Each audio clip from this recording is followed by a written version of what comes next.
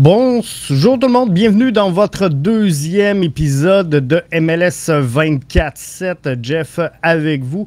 Pour cette deuxième tome, la MLS est enfin lancée. On est enfin dedans. On l'attendait avec impatience cette saison 2024, avec plein d'attentes, beaucoup de changements apportés aux différents effectifs pendant l'entre-saison.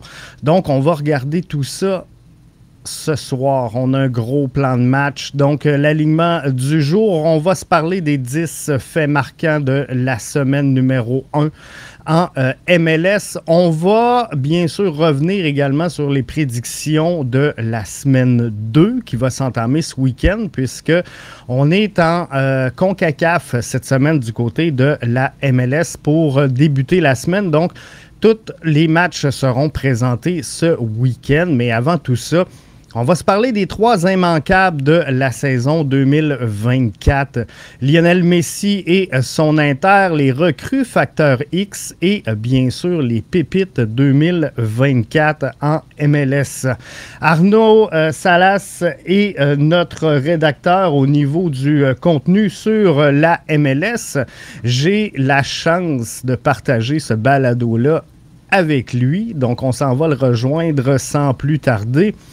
Alors, Arnaud, ça va bien? Salut, ça va très bien, merci. Good. Bienvenue dans MLS 24/7. Merci. Je pense que ce podcast-là va trouver une certaine cible. Il y a très peu de contenu francophone sur le soccer de la MLS. Donc, je pense que littéralement, ça va engendrer bien des réactions.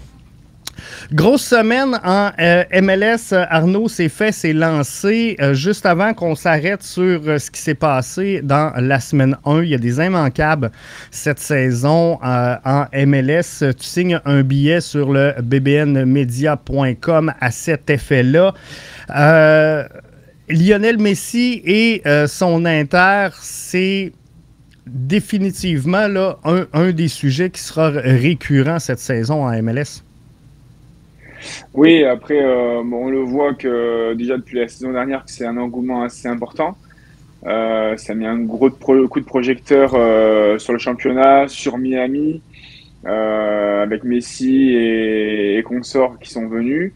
Et c'est vrai que cette année, ça va être un peu la première vraie saison entière de Messi à Miami. Donc ça va être, il y a beaucoup de questions qu'on se pose par rapport à l'équipe. Et donc, ça va être vraiment une des attractions à suivre cette année qui va être du coup dans son intégralité, quoi. Qu'est-ce qui va être le plus intéressant à suivre selon toi, Arnaud? Est-ce que c'est la faiblesse défensive de cette équipe-là? Est-ce que c'est la gestion salariale de cette équipe-là? Parce qu'il y a eu quand même beaucoup de grosses prises. Est-ce que c'est la fraîcheur? Parce qu'on le sait, ils ont fait beaucoup de kilométrage dans l'entre-saison, l'Inter de Miami. Ouais, c'est exactement ce que je dis dans mon billet, c'est que il y a beaucoup de questions qui vont se poser. Ça va être déjà l'adaptation de l'équipe en elle-même, de tout l'effectif qui allie quand même pas mal d'expérience, beaucoup même d'expérience avec de la jeunesse, notamment sud-américaine. Est-ce qu'ils vont réussir à suivre toute la saison avec la pré-saison catastrophique qu'ils ont eue, avec plus de 34 000 km d'avion, 52 heures, j'avais noté, de trajet, qui a dû bien les fatiguer quand même. Donc, en plus de ça, l'inégalité est assez marquée, pour le coup, entre les forces offensives et la défense. Heureusement qu'ils ont Calender derrière qui a montré que ce week-end qu'il fallait compter sur lui et qu'il allait pouvoir justement peut-être un peu redresser la barre. Mais bon, je suis pas sûr que lui tout seul il y arrive. Mais voilà, il y a plusieurs facteurs qui font il y a plusieurs questionnements qu'on va se poser tout au long de la saison par rapport à Miami. Tu le mentionnais, plusieurs jeunes talents sud-américains, Arnaud, avec cette formation-là. On peut penser à Redondo, à Aviles, Farias, mais tu signais un billet d'ailleurs là-dessus sur les sensations sud-américaines. C'est une pépite qui est disponible pour la MLS et ces jeunes talents sud-américains-là pourraient un peu être une mine d'or là, pour la MLS. Alors oui, c'est une mine d'or. Après, on sait très bien que depuis quelques saisons, c'est déjà le modèle un peu de recrutement des autres clubs. Donc au final, on les critique pas mal sur le fait qu'ils recrutent des stars vieillissantes européennes à juste titre. Mais ils gardent quand même cette charnière de Sud-Américains potentiellement talentueux. Et l'avantage qu'ils ont aussi, c'est que du coup, ils vont être pas mal, ils vont être bien encadrés par ces stars-là. Ils vont beaucoup apprendre d'eux. Donc, il se peut aussi, par contre, du coup, que ces joueurs-là, ils éclorent plus facilement et plus rapidement grâce au talent de chaque ligne quasiment avec qui ils vont pouvoir se former, quoi. Que va changer Lionel Messi dans cette approche-là de la MLS? On le sait, l'Inter de Miami sera cette saison la formation la plus vieille du circuit. Donc, fort possiblement que Lionel Messi va amener beaucoup de couverture sur la MLS, pourrait convaincre quelques grands talents internationaux de se greffer au circuit Garber. Mais que va changer le plus Messi en MLS, tu crois? Bah, sportivement, déjà, ça, on l'a vu lors de la Leagues Cup. Encore faut-il qu'il soit sur le terrain et qu'il soit pas blessé ou trop ménagé. Mais sportivement, c'est sûr qu'il va apporter. Après, faudra juste voir s'il passe son temps à marcher comme il a pu le faire à Paris. Ça va commencer à peut-être poser problème. Déjà que la défense n'est pas aidée. Mais après, médiatiquement aussi, c'est sûr que ça va beaucoup attirer, que ce soit le spectateur, que ce soit le téléspectateur, donc dans le stade, hors du stade, médiatiquement. Je pense que cette année, vraiment, le championnat peut être de plus en plus couvert par les médias mondiaux, européens, notamment européens pour le coup. Euh, on va dire que sa compétition, il a eu deux saisons en fait la saison dernière. Il a eu la Leagues Cup où il a brillé. Et il a sa deuxième partie de saison où on le voyait pas parce qu'il était blessé, parce qu'il était ménagé, parce qu'il a pas beaucoup joué.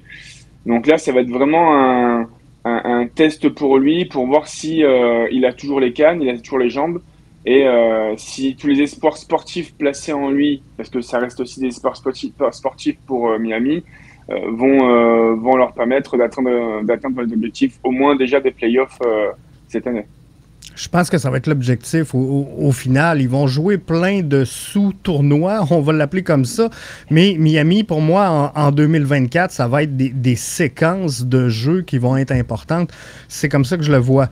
Un autre point qui va être important dans cette saison-là à surveiller, c'est les recrues. Gros recrutement à l'international. Pour la MLS, énormément de joueurs qui sont arrivés. Est-ce que les recrues chères sont le facteur X de réussite? Alors, on a vu que c'était pas spécialement facteur de réussite, mais ça va être aussi justement ce qu'on va voir notamment avec Los Angeles Galaxy qui a recruté pour quasiment 20 millions de dollars de recrues. On verra s'il y a eu pas mal de montants records qui ont été battus aussi cette saison avec Petar Musa, Hugo Sipers, et Gabriel Peck aussi. Ce sont pas mal de joueurs qui ont coûté cher. Maintenant, il va falloir qu'ils s'adaptent et qu'ils répondent vite aux attentes. Parce que s'ils se font tarder, c'est vrai que ça risque d'être compliqué après. Parce que il y en a énormément. Tu parlais de 20 millions, là, le LA Galaxy. C'est quand même énormément d'argent. Il y a FC Dallas, il y a Chicago Fire qui ont recruté énormément. CF Montréal qui est allé chercher du côté des agents libres Joseph Martinez. Et il y a la star, là, Luis Muriel, du côté d'Orlando qui devrait commencer là, prendre ses premières minutes en cette deuxième semaine d'activité. Faut pas oublier aussi le recrutement de Colorado d'ailleurs, qui ont fait venir Mialovic, Stephen, ils ont fait revenir Sam Vince. Donc Ça semble être des plus-values pour toutes les équipes. Après, à voir si... Bon, l'avantage de Colorado, l'avance qu'ils ont par rapport aux autres, c'est que les 3 joueurs cités, ce sont des joueurs qui connaissent la MLS. Ils connaissent la MLS, ils y ont déjà performé, ils y ont déjà été très bons. C'est pour ça que d'ailleurs ils sont partis ensuite en Europe. Pour les autres, après, il faut voir si l'adaptation se passe bien. Mais je pense qu'après, ça devrait le faire et ça devrait être des bonnes plus-values. Est-ce que, troisième point, Arnaud, des choses à surveiller, c'est les pépites qui auront leur chance en MLS. La MLS est avant tout, en tout cas à mes yeux, un tremplin vers le top 5 des circuits européens. Plusieurs l'utilisent de cette façon-là. On a vu des jeunes pépites aboutir en MLS et être revendus sur la scène internationale. Et on peut penser, entre autres, à Buchanan, par exemple, avec AC Milan. Il y en a plein qui sont passés par la MLS qui, présentement, sont ailleurs. Est-ce que... pour toi, c'est quelque chose d'important, ces jeunes pépites qui pourront se prouver en 2024? Alors oui, c'est sûr que chaque pépite a un exemple de joueur dans son club, mais presque, qui a brillé plus ou moins vite et qui ensuite a fait le grand saut en Europe. On parlait de Buchanan, il y a plein d'autres exemples. Même par exemple, le premier qui vient en tête, là, c'est Kevin Paredes qui a mis un peu de temps à faire son trou à Wolfsburg et Wolfsburg, ouais, et qui il est titulaire maintenant de façon très régulière dans son club et pourtant c'est un gros cadre allemand. Là après moi je me suis focalisé aussi dans mon papier surtout sur des pépites qui vont exploser, enfin qui vont exploser non, qui pourraient se révéler en MLS alors qu'ils n'ont pas joué quasiment et qui viennent de la MLS Next Pro. Mais c'est vrai que pour eux aussi ça peut être comment dire, ça peut être des sources de motivation, notamment dans des clubs qui, comme Philadelphie par exemple, qui forment, qui utilisent leurs joueurs et qui, en plus, on l'a vu avec les Aronson, ensuite partent assez tôt en Europe. Ça peut pousser et tirer tous les joueurs, aussi jeunes soient-ils, vers le haut. Donc ça, c'est aussi très intéressant par rapport à cette ligue-là, quoi. Il y en a énormément des jeunes talents dans cette ligue-là. Est-ce qu'on va tous les garder? Ça sera à surveiller, mais je pense, entre autres, tantôt, on parlait de jeunes pépites sud-américaines. Un gars comme Thiago Almada, fait-il la saison 2024 ou sera là jusqu'au mercato estival? Ça, c'est la grande question, parce que tout le monde s'attendait vraiment à ce qu'ils partent cet hiver. Après, on sait bien que les clubs, avec un peu de recul, un minimum de recul, on sait très bien quand même que les clubs européens ne lâchent pas des sommes mirobolantes, des 10, 15, 20 millions sur des joueurs, notamment en plus qui viennent de l'étranger pendant le marché hivernal. Mais ça m'étonnerait pas pour le coup que certains clubs se positionnent encore plus sérieusement cet été avec éventuellement même la possibilité de le laisser prêter, par exemple, un joueur comme Almada à Atlanta sur le reste de la saison. C'est quelque chose que peut négocier Atlanta, mais c'est aussi, vu le calibre du joueur, quelque chose que pourrait éventuellement aussi refuser le club qui l'achètera, quoi. Ça va être en tout cas 3 points très importants à surveiller, 3 immanquables à surveiller pour la saison 2024. J'invite les auditeurs et les auditrices à lire le billet d'Arnaud qui est disponible au www.bbnmedia.com. En rafale, Arnaud, 10 points sur la première semaine en MLS. Vraiment plaisant de voir autant de monde. Ça a afflué pour cette première semaine. 353 455 fans au tourniquet pour le premier week-end de la MLS. Je pense que Charlotte frôle les 62 000. On peut parler d'un succès là, pour le lancement de cette première semaine. Ah oui, clairement. Et c'est pas uniquement dû du coup à Messi, parce que Messi n'a joué que dans un stade et n'a pas joué ailleurs. Donc ça démontre aussi l'engouement. Après, l'avantage aussi, donc ça on l'a vu tout au long de l'intersaison cet hiver, c'est que évidemment, l'arrivée de Messi, ça a fait exploser aussi les abonnements à l'année de chaque club quasiment. Donc forcément, même si les équipes ne reçoivent pas forcément Miami, ils ont pris l'abonnement, donc ils vont aller voir l'équipe tout au long de la saison jusqu'à ce qu'ils reçoivent Miami ou non. Mais ça démontre que l'engouement est encore plus important d'année en année et on le voit de toute façon chaque saison. Sean Johnson pour Toronto, dans les points marquants de la première semaine, se retrouve sur le banc du 11 de la semaine en MLS, mais il a gardé tout un match contre un Cincinnati, peut-être pas aussi fort que ce qu'on l'attendait dans cette première semaine-là, mais visiblement avec 5 arrêts, il a connu un gros premier week-end, Sean Johnson. Ouais, après, on sait que c'est un des meilleurs gardiens de la ligue. Malheureusement, depuis 2 ans, il arrive dans une équipe qui est un peu beaucoup malade d'ailleurs. Mais il l'a prouvé à New York, il l'a prouvé avant que c'était un très bon gardien. Après, Toronto, je trouve que l'équipe elle manque de qualité quand même. Donc, il leur manque surtout un buteur. Donc, pour le coup, heureusement qu'il était là contre Cincinnati, dont on parlera après. Mais ça peut être un facteur important de la saison de Toronto. Je pense que oui, définitivement. Et comme tu le mentionnais, c'est pas facile pour Toronto de créer un lien. J'espère que John Herdman, ancien sélectionneur canadien, va réussir là, à unifier tout ça. On ne sait pas du côté de Toronto si on aura les deux Italiens tout au long de la saison, mais il y a un coup à jouer pour Toronto. Si Johnson se retrouve sur le banc, c'est qu'il y a quelqu'un qui a fait mieux que lui, c'est Callender du côté de Miami. Contrairement à Toronto, j'ai l'impression que Miami, le problème, il sera beaucoup plus défensif qu'offensif. Ouais, on en parlait tout à l'heure. Callender, c'est vrai qu'il a un peu porté, pour le coup, un peu à bout de bras l'équipe. Il est complètement rentré dans la tête de Ricky Puig, pour le coup. Tous les arrêts qu'il a fait, notamment sur penalty face à lui. Et justement, lui, je le nomme aussi comme le facteur X, pour le coup, vraiment de Miami. Parce que moi, je pense que quand même, il faut une colonne vertébrale dans une équipe. Il faut un grand gardien, il faut un grand défenseur central, il faut un grand milieu et il faut un attaquant de pointe de référence.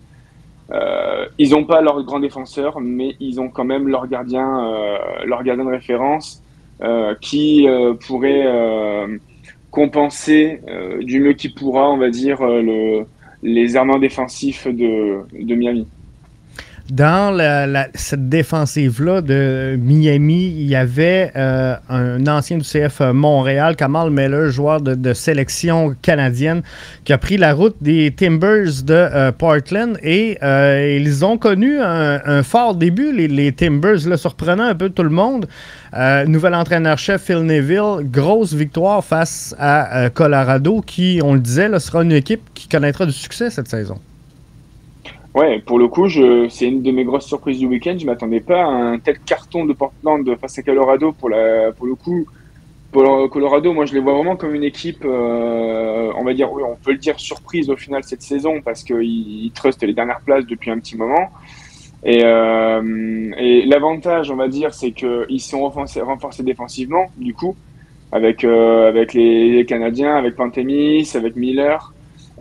Faut rappeler quand même que la saison dernière, c'était la deuxième pire défense de la conférence Ouest avec 58 buts encaissés.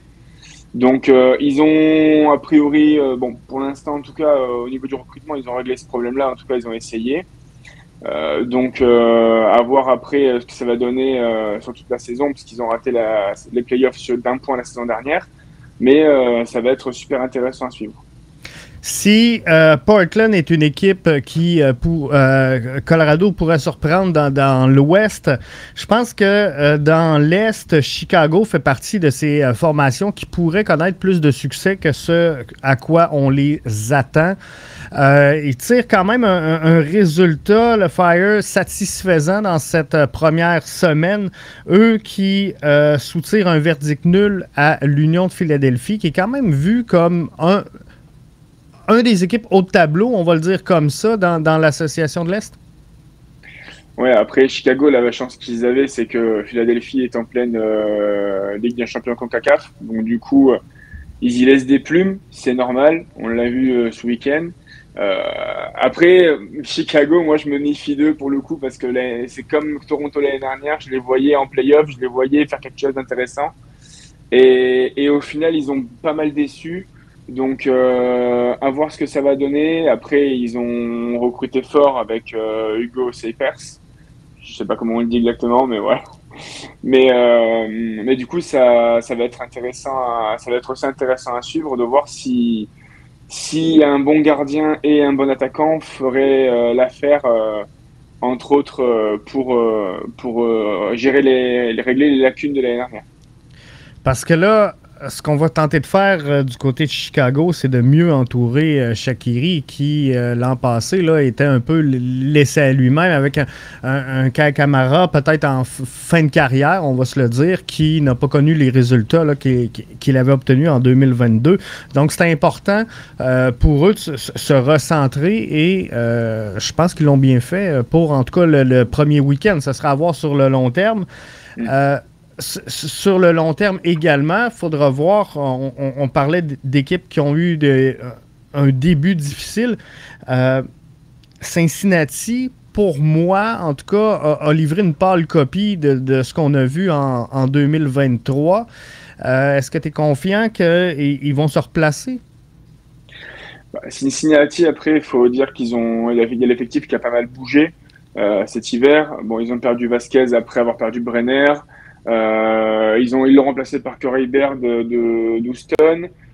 Moi, j'ai peur que devant Lucho Acosta, maintenant il est plus avec ses trois copains, ils soient un peu isolés en attaque. Donc, à voir. Arias, il est parti, remplacé par Orellano, un Argentin. Pareil, on l'annonce prometteur, mais bon, il faudra voir après comment il s'adapte. Donc, je pense que ça va être une année de transition. Ça va être une année de transition après la belle saison qu'ils ont connue en 2023, le Supporters Shield, Barrial en plus qui est sur le départ aussi. Donc ça va être de l'adaptation. Il y a un joueur par ligne quasiment qui a changé, donc va falloir être patient avec Cincinnati et ça va être une période transitoire pour eux cette année. Parlant d'adaptation, j'ai regardé les 2 matchs cette semaine de Real Salt Lake. Diego Luna, Arango, ça va être vraiment beau à voir jouer cette saison, mais il manque un petit quelque chose du côté de Real Salt Lake pour vraiment faire des dommages. Par contre, offensivement, je pense qu'ils vont nous offrir tout au long de la saison 2024 un beau spectacle. Moi, Diego Luna, j'en parle depuis l'année dernière, j'adore ce joueur. Et j'en parlais justement, c'était la semaine dernière, je crois, avec Arango, effectivement, ça peut être une belle doublette. Après, Salt Lake, il leur manque quand même, on va dire, un joueur star, on va dire, une grosse pointure. Donc ils font avec ce qu'ils ont, avec les moyens du bord. Ils recrutent intelligemment parce qu'Arango, quand même, il a bien prouvé déjà dernièrement en MLS. Ils font sortir des grosses pépites et des bons joueurs du centre de formation. Donc ouais, c'est vrai que moi c'est Diego Luna et Christian Arango, ça me botte pas mal, ouais. Parlant de grosses pointures, LA Galaxy, on l'a dit, a fait un gros recrutement, a offert fort possiblement la carte là, qui était la plus intéressante à un duel face à Miami dimanche dernier. Pencil, Peck, Puig, ça risque de faire mal aux défensives adverses. Dans ce match-là, on a vu un Gabriel Peck entrer très tard dans le match. On devrait se réajuster là, tranquillement pas vite du LA Galaxy, mais ça aussi, là, on parle d'une belle doublette, Diego Luna, Arango, mais le trio Pencil, Peck, Puig, ça risque de faire beaucoup de dommages cette saison. Ouais, après, on sait que les Galaxies, ça a toujours été tout, pas toujours, mais tout pour l'attaque et on délaisse un peu la défense. Donc une fois de plus, ils l'ont prouvé en recrutant offensivement. 2 joueurs désignés, boum, ok.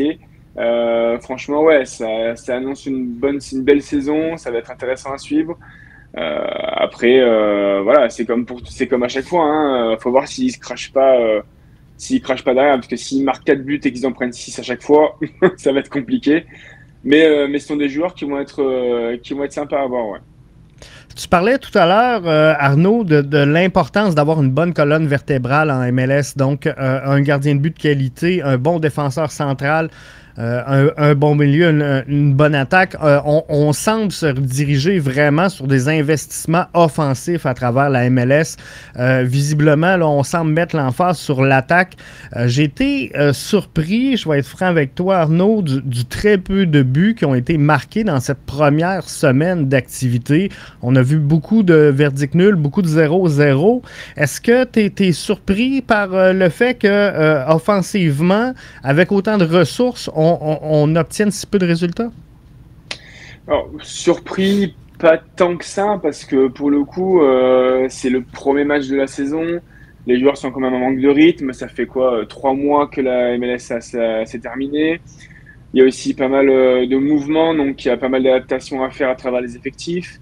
Et en plus de ça, comme chaque année, il y a, bon, particulièrement cette année, en plus, il y a beaucoup d'équipes qui sont en lice pour la CONCACAF Champions Cup. Donc, les équipes font tourner ou se réservent un peu pour ces matchs-là, parce qu'on est vraiment en plein milieu. On est entre le match aller et le match retour, donc forcément, ça crée un décalage de dynamique et pas mal de fatigue.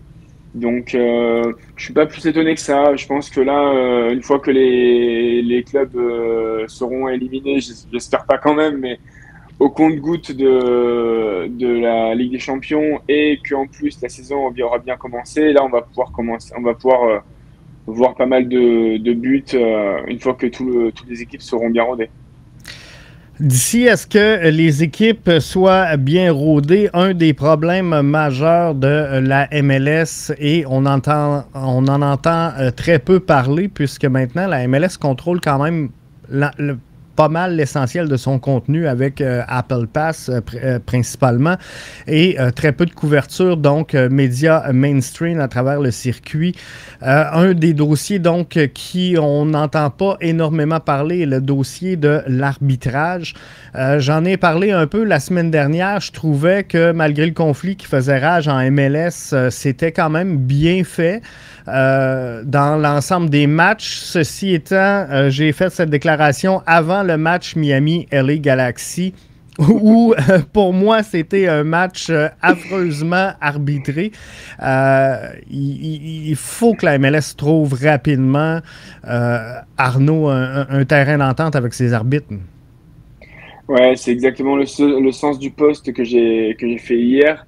C'est que, bon, ils ont trouvé une solution de remplacement, c'est bien, mais on va dire que déjà la VAR a beaucoup sauvé les arbitres. Je crois que j'ai décompté, sans voir tous les matchs, j'ai décompté plus d'une dizaine d'interventions de la VAR pour des décisions importantes, pour des buts acceptés ou refusés ou autres. Et on critique assez déjà l'arbitrage en MLS de manière globale, mais en MLS aussi. C'est vrai que faire arbitrer des joueurs, des arbitres amateurs, des arbitres qui jouent en troisième division ou qui sortent de la retraite, c'est compliqué à gérer. Et ça, les joueurs, ils le savent aussi. Ils en jouent.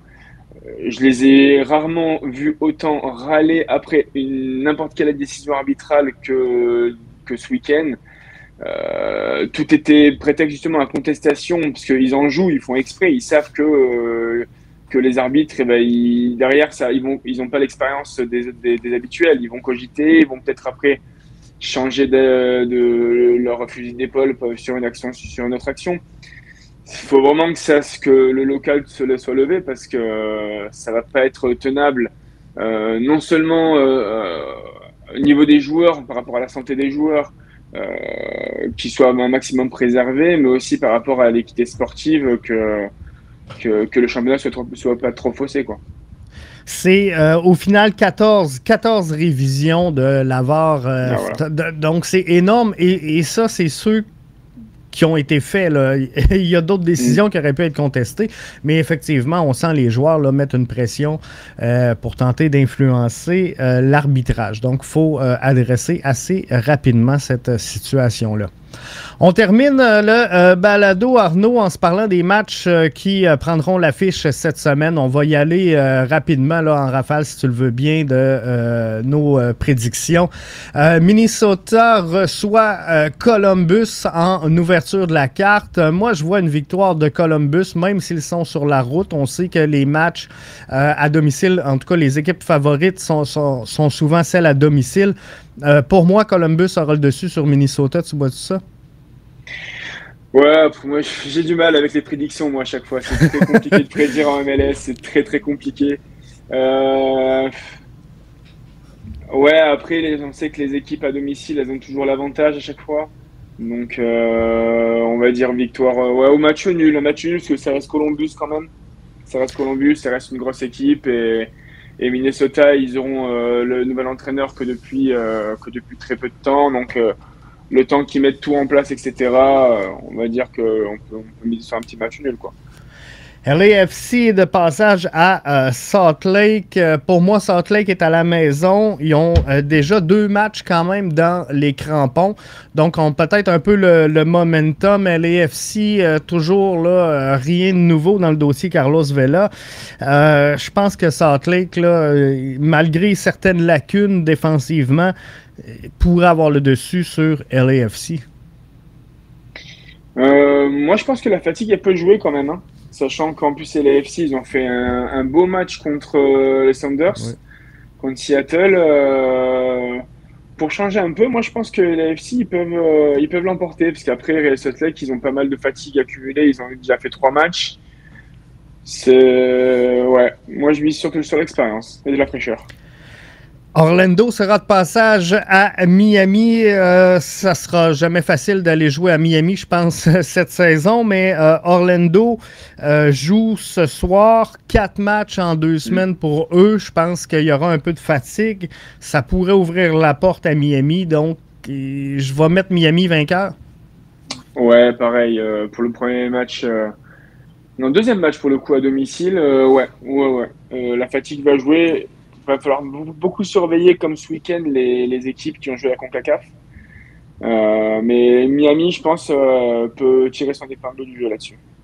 Charlotte est de passage à Vancouver. Vancouver à la maison. Charlotte, c'est pas tout à fait ça. Il va manquer un peu de recrutement, un peu de construction dans cette formation-là. Je vais y aller avec Vancouver, je pense. Ouais, Vancouver, en plus, si je dis pas de bêtises, ils n'ont pas joué ce week-end, donc ils seront frais. Et ils ont une belle équipe, c'était la belle surprise de 2023, ils recrutent de mieux en mieux. Donc Vancouver, ouais. Chicago reçoit Cincinnati. Je le mentionnais tantôt, je suis un peu déçu de Cincinnati. C'est une pâle copie de l'édition 2023. Je pense que Chicago aura le dessus à la maison. Ouais, je m'attends quand même à un début de saison compliqué de Cincinnati, comme on disait tout à l'heure. Donc c'est vrai que Chicago, c'est peut-être le moment pour eux de gagner des points, notamment à domicile. Montréal sera de passage à Dallas. Je peux pas mettre Montréal gagnant à Dallas, mais je vais y aller d'un match nul. Je pense que le CF Montréal a offert une bonne prestation pour cette première semaine-là. Quelques ajustements du nouvel entraîneur-chef Laurent Courtois ont construit sur la première semaine. Je pense qu'ils pourront soutirer un verdict nul. Oui, le nul est possible. Après, moi, je mettrais aussi éventuellement peut-être plus l'accent sur Dallas, parce qu'offensivement, ils sont très bons.